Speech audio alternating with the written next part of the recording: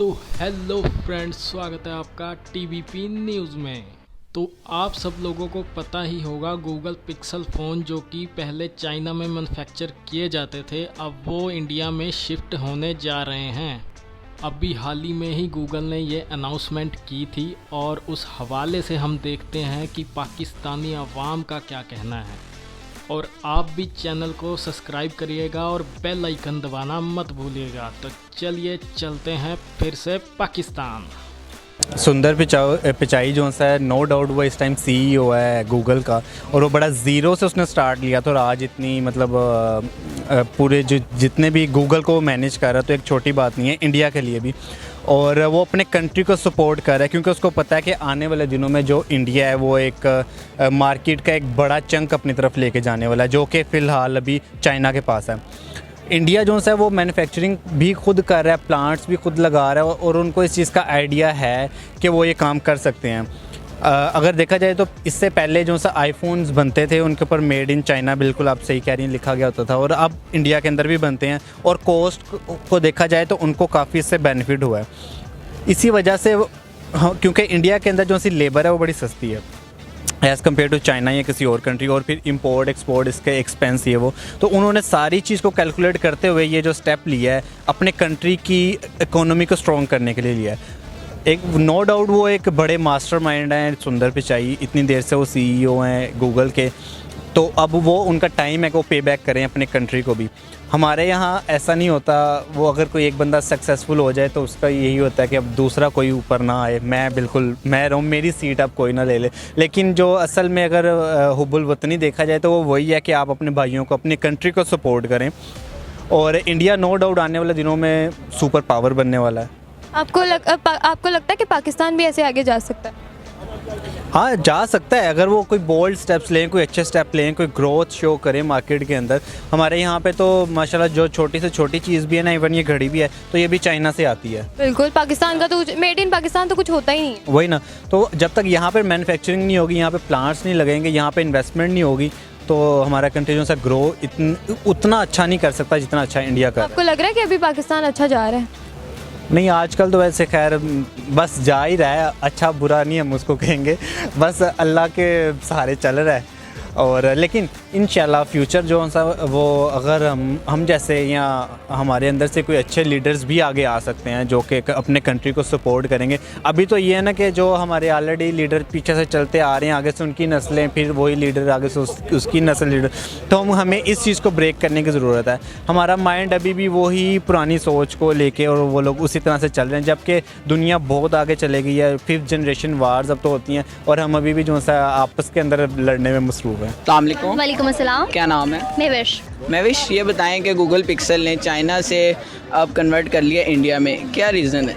Google pixel ने China से India में कन्वर्ट कर लिया। उसकी रीज़न ये है कि कोई भी कौम और मुल्क तब तरक्की करता है जब वो with the passage of time अपने अंदर चेंज और इनोवेशन लेके आता रहता है। हम लोग किसी भी ऐसी जगह पे अगर स्टे करते रहें, हिजरत ना करें जहाँ पे हमारा फ़ायदा कम या ख़त्म हो जाए, तो हमसे बड़ा बेवकूफ़ कोई नहीं होता।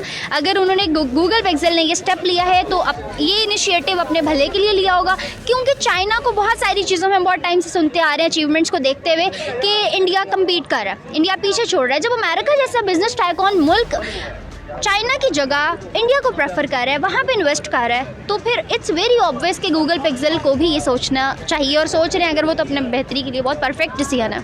पाकिस्तान, हम पाकिस्तानी अगर कंपैरिजन इंडिया के साथ करते हैं, एक साथ ही आज़ाद हुए हैं, तो ऐसी सारी इंडस्ट्रियाँ इंडिया को क्यों प्रेफर करती हैं? बड़ी इंडस्ट्रियाँ जैसे आईफोन हो गया, गूगल पिक्सल भी, तो पाकिस्तान के लिए।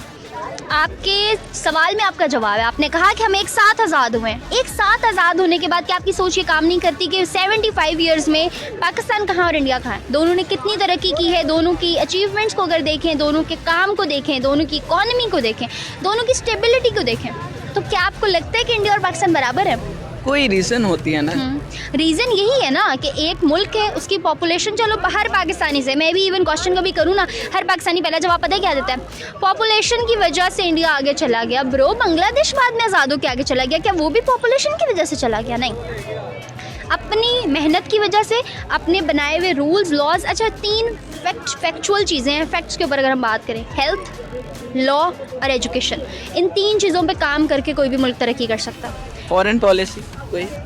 फॉरेन पॉलिसीज और वो सब तो चलो बाहर की चीज़ें ना बाद में आती हैं। पहला स्टेप तो है लॉ का, एजुकेशन का और हेल्थ का। हमारे मुल्क में इन्हीं तीन का सबसे पहले बेड़ा गर्क है। तो आप कैसे एक्सपेक्ट कर सकते हैं कि आने वाले टाइम में गूगल पिक्सल जैसी कंपनीज हमें ऑफर कराएंगी क्या? किस बात पे, किस बिहाफ पे? जहां हमारे अपने पॉलिटिशियंस दूसरे मुल्कों में इन्वेस्ट करके बैठे हैं, वो नहीं रिस्क लेना चाहते अपना मुल्क होने के बावजूद यहाँ इन्वेस्ट करने का, तो फिर कोई कैसे रिस्क लेगा? मैं तो खुद, मेरे पास पैसा आ जाए, मैं पाकिस्तान में इन्वेस्ट क्यों करूँगी? वालेकुम जी वालेकुम सलाम। आपका नाम? मोहम्मद दानिश। क्या करते हैं? मैं लॉ कॉलेज का स्टूडेंट हूँ। लॉ कॉलेज के स्टूडेंट हैं। जिस टॉपिक पे वीडियो रिकॉर्ड कर रहा हूँ वो टॉपिक ये है कि अभी रिसेंटली गूगल ने अनाउंस किया है कि उनकी जो मैन्युफैक्चरिंग हो रही है चाइना में, ख़ासतौर पे आईटी के हवाले से, टेक्नोलॉजी के हवाले से, वो जा रही है इंडिया में शिफ्ट होने जा रही है। क्या समझते हैं कि बड़ी बड़ी कंपनी, अगर टेस्ला की बात की जाए, एप्पल की बात की जाए, या इसके अलावा अगर किसी टेक्नोलॉजी के हवाले से किसी भी कंपनी की बात की जाए, वो इंडिया को प्रेफर कर रहा है अपना मैन्युफैक्चरिंग प्लांट लगाने के लिए? देखिए, सबसे पहले तो इसकी बहुत सारी रीज़न है। मैं आज की वीडियो में आपको सिर्फ 3 ही बताऊंगा। देखिए, एक सबसे पहले आ जाती है सिक्योरिटी, उसके बाद आ जाती है अनस्टेबल फॉर्म ऑफ गवर्नमेंट, उसके बाद आ जाती है हमारे यहाँ लॉट ऑफ टैक्सेस हैं। सबसे पहले हम बात करते हैं अनस्टेबल फॉर्म ऑफ गवर्नमेंट। देखिए, जैसा कि आपने पिछले साल में देखा, इमरान खान ने 5 साल के लिए था, वो 3 साल उसने रूल किया, उसके बाद वो घर चला गया। ये तो हमेशा से होता है पाकिस्तान। इसीलिए ना रजीम चेंज है। जब भी कोई भी गवर्नमेंट आती है, वो अपने प्लान्स लेके आती है, उनको चाहती है कि वो उनको पे डटी रहे और उन पे अपनी फॉरेन पॉलिसी को बिल्ट अप करे। जैसे ही और फॉरेन कंट्रीज़ की बात कीजिए, वो भी लॉन्ग टर्म प्लान्स को देखते हैं कि यार ये अगर गवर्नमेंट आई है किसी भी कंट्री में, तो इसका प्लान कितना लॉन्ग टर्म है।